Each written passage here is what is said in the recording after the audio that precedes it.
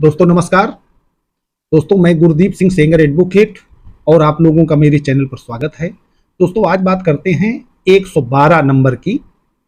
अक्सर कहीं कोई घटना दुर्घटना हो जाती है तो 112 नंबर डायल करते हैं और उस 112 नंबर से हम अपनी एक सूचना देते हैं और जेन्युइन सूचना देते हैं।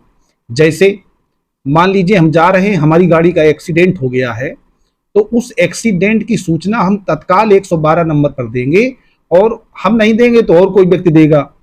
वो यही बताएगा कि साहब इस गाड़ी का एक्सीडेंट हो गया है और यहां पर एक आदमी घायल है और व्यवस्था करिए।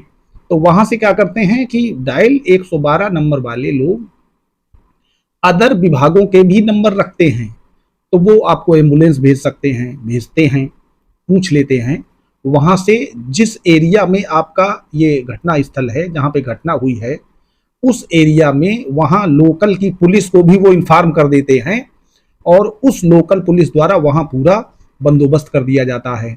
दोनों पार्टियों को लेकर के जो भी व्यवस्था हो सकती है, संबंधित थाने ले जाना या अस्पताल ले जाना, या कभी कभी 112 नंबर पे हम लोग ऐसी सूचना भी दे सकते हैं कि जैसे कहीं सर्प निकल आया है, बड़ा सर्प है जो वन विभाग में पकड़ के जाना चाहिए, हम लोगों को वो काट सकता है या नुकसान पहुंचा सकता है, कोई बंदर है, कोई ऐसा नुकसान पहुंचा रहा है, तो उसकी भी सूचना हम 112 नंबर पर दे सकते हैं। अब विषय आज का ये है कि हमने 112 नंबर पर सूचना दी हुई है, क्योंकि उस सूचना का कोई रिकॉर्ड हमें मिलता नहीं है और कभी कभी ऐसे मामले हो जाते हैं जिनमें मान लीजिए हमने कोई एफआईआर दर्ज करवाई मारपीट की और बाद में पुलिस ने उसमें अंतिम रिपोर्ट लगा दी। तो जब अंतिम रिपोर्ट लगा दी या चार्जशीट भी लगाई है, कोर्ट में यह साबित नहीं हो पा रहा है कि वहां घटना हुई थी, मारपीट हुई थी या अन्य कोई इस तरीके का वाकया हुआ था, तो उस घटना को साबित करने के लिए सबसे बेहतर विकल्प हो सकता है कि आपने जो डायल 112 नंबर पर सूचना दी है उस सूचना को अपने नजदीकी सर्किल ऑफिसर या थाने में या पुलिस अधीक्षक के यहाँ आप एक आरटीआई की धारा 6 के अंतर्गत प्रार्थना पत्र दे करके उस डेट और टाइम पर जो आपने सूचना रजिस्टर कराई थी, फोन किया था, उसकी आप वहां से नकल निकलवा सकते हैं। वो आपको कॉपी दे देंगे, क्योंकि उसमें क्या होता है जब भी आप फोन करते हैं तो वो सूचना वहां रजिस्टर कर ली जाती है। आप जो भी बोलते हैं उस बोलने की आवाज को वहां पर वो लिख लिया जाता है कि किस संबंध में सूचना आई थी।